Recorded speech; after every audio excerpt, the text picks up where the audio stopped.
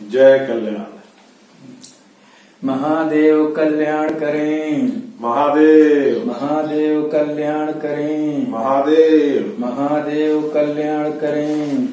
महादेव। महादेव कल्याण करें। महादेव। महादेव कल्याण करें। महादेव। महादेव कल्याण करें। महादेव। महादेव कल्याण करें। महादेव। महादेव कल्याण करें। महादेव। महादेव कल्याण करें। महादेव। श्री श्री श्री 1008 घोर अघोर अवधूत भगवान। गुरुवर आज का कल्याण धारा। धन जीवन में जरूरी, पाने का मार्ग गलत। धन जीवन में जरूरी, पाने का मार्ग गलत। जय कल्याण, जय कल्याण, जय कल्याण। जय कल्याण। जय। पहले सभी के लिए जय कल्याण। और आपके जो कर्तव्य है उसके साथ में एक बार फिर से आपके लिए जय कल्याण। अघोर मंत्र कल्याणम कल्याणम अघोर मंत्राय, और मंत्र कल्याण जपाया सर्वकार्षित है। जो देखेंगे वही बोलेंगे, जो कहेंगे वही होगा, और जो चाहेंगे यही मिलेगा। ये जो है जीवन में चलने की शैली है, जिसे संयुग महामंत्र कहते हैं। इसे धारण करने से हमारी शैली सत्य के ऊपर आधारित हो जाता है, और हम सब सतयुग में प्रवेश होकर के और शांति प्रदान करते हैं। जय कल्याण। आज का कल्याण धारा। जीवन में धन जरूरी, पाने का मार्ग गलत। जीवन में धन जो है जरूरी है, लेकिन पाने का मार्ग जो अभी चल रहा है वो गलत है। ये कल्याण धारा बोलता है। ये कौन बोल रहा है? कल्याण धारा बोल रहा है, प्रकृति बोल रहा है ना? कि जीवन में धन जरूरी है, लेकिन जीवन में धन जरूरी है, परंतु जो धन को तुम पाने का जो रास्ता मार्ग चुने हो ये गलत है। एक कल्याण धारा कह रहा है ना?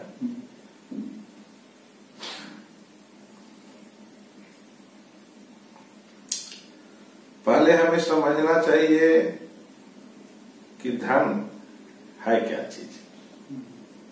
धन किसे कहा गया है, किसे कहते हैं धन, इसके ऊपर विचार किया जाए कि धन जो है क्या चीज है। देखिए, धन का अर्थ होता है कि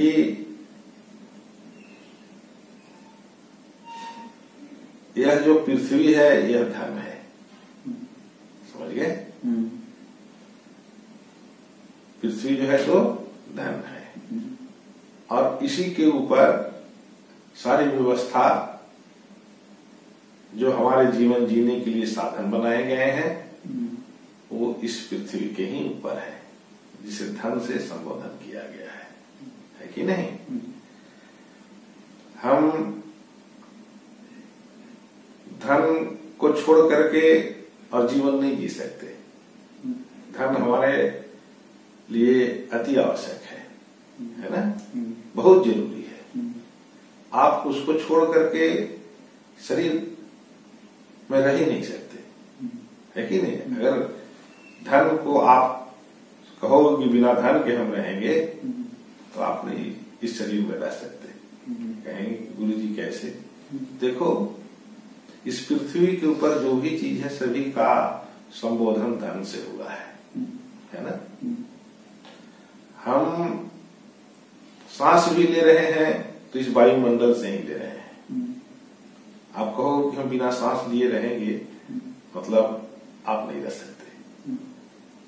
सांस की भी गिनती धन में ही आया है। समझ गए? अगर कहेंगे कि हम बिना भोजन किए हम रहेंगे, है कि नहीं, तो आप नहीं रह सकते, है कि नहीं। तो भोजन जो अन्य है, जितनी भी भोजन की व्यवस्था है, उसका गिनती धर्म में है, समझ गए। आप कहेंगे कि मैं बिना वस्त्र के रहूंगा, है कि नहीं, तो भी घटित नहीं हो सकता, है कि नहीं। आप जो भी चीज अपने जीवन निर्वाह के लिए आपको लगता है, वो सभी चीज का नाम जो है धर्म है ना।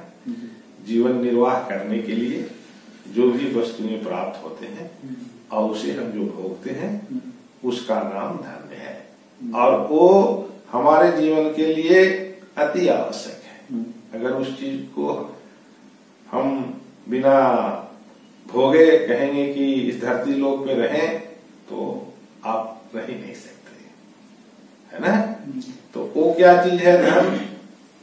वो धर्म है, इस पृथ्वी लोक को धर्म बोला गया है।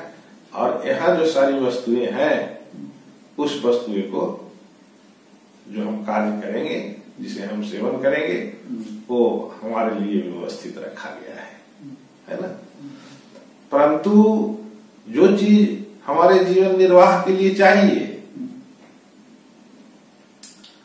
उसे प्राप्त करने के लिए हमारा मार्ग जो है सो गलत है कि नहीं। कहेंगे कि गुरुदेव मार्ग कैसे गलत है? मार्ग ऐसे गलत है कि हमें जो भी चीज निर्वाह करने के लिए चाहिए, तो उसे प्राप्त करने के लिए हम छल और प्रपंच के मार्ग पे चल करके उसे हासिल करना चाहते हैं, और यही अभी तक सब करते चले जा रहे हो, है कि नहीं। तो ये जो मार्ग है, ये धन प्राप्त करने का मार्ग नहीं है, इससे तुम्हें जो चीज चाहिए वो चीज तुम प्राप्त करोगे, लेकिन कष्ट से तुम जीवन जियोगे, बहुत कष्टमय जीवन। क्यों? क्योंकि आपका जो मार्ग ही चुना हुआ है, वो मार्ग छल और प्रपंच के मार्ग पे आप चल करके, और धर्म जो आप प्राप्त करने चाहते हो, जो इस धरती के ऊपर विराजमान है, जो आपकी व्यवस्था बनाने में काम आती है, उसे आप प्राप्त करने के लिए क्या कर रहे हो?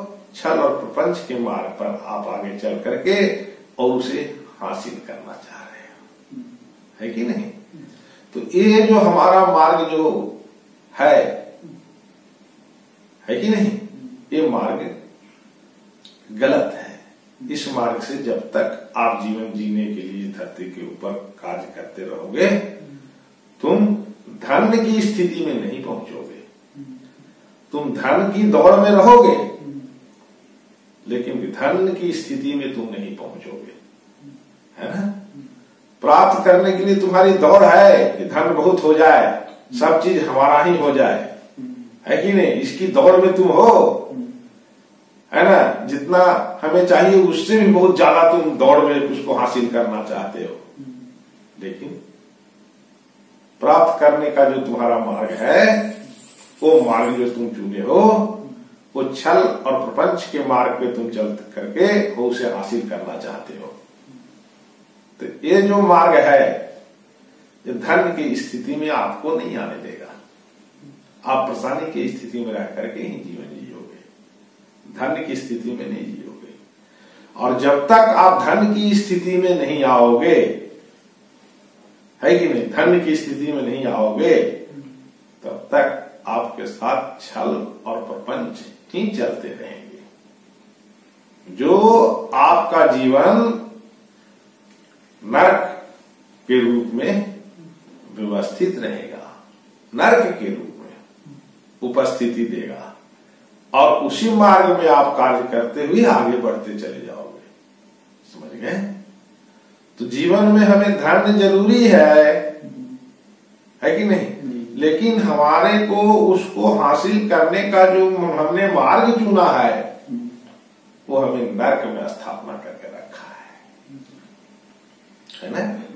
इसीलिए हमें उस धन को प्राप्त करने के लिए है कि नहीं? जो हमारा छल और प्रपंच मार्ग है उसे त्याग करना चाहिए, है ना?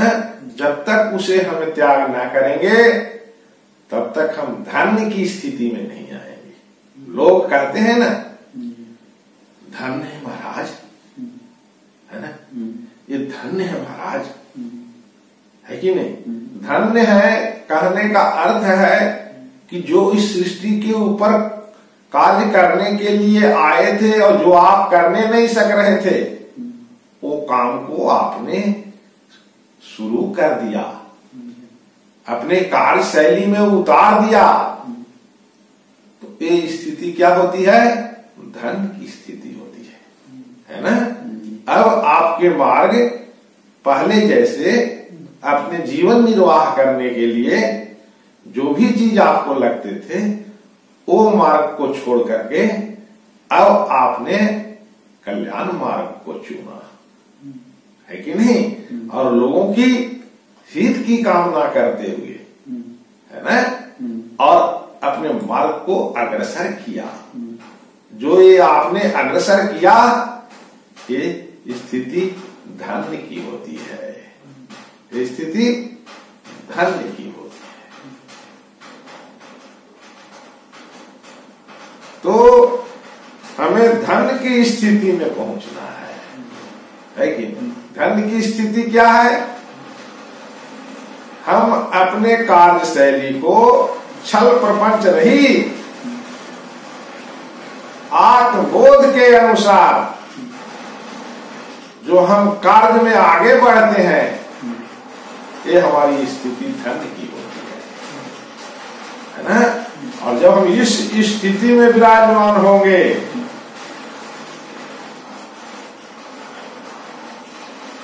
समझ गए, तब जो है सो जो धन हमारे जीवन के लिए जरूरी है वो सीधा मार्ग से प्राप्त होगा और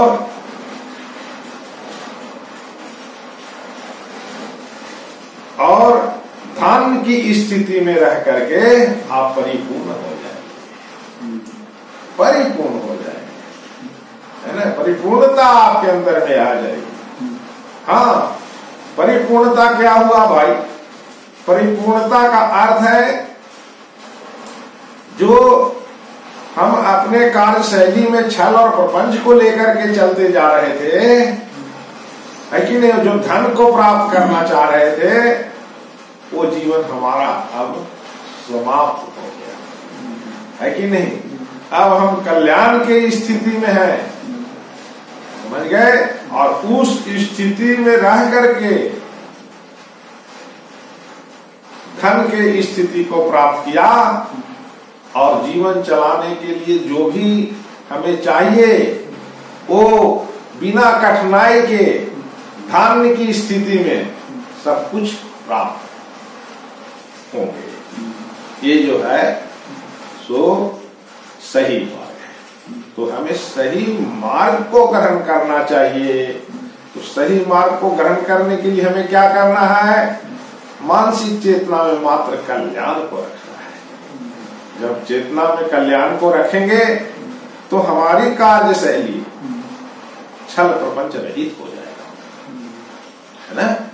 छल प्रपंच रहित होकर के और हम धन की स्थिति में आ जाएंगे। क्या धन की स्थिति में आ जाएंगे? आत्मबोध के अनुसार ही हम कदम आगे बढ़ाएंगे। ये जो है सो धन की स्थिति है ना? तो हमें धन की स्थिति को सभी को प्राप्त करना चाहिए, है ना?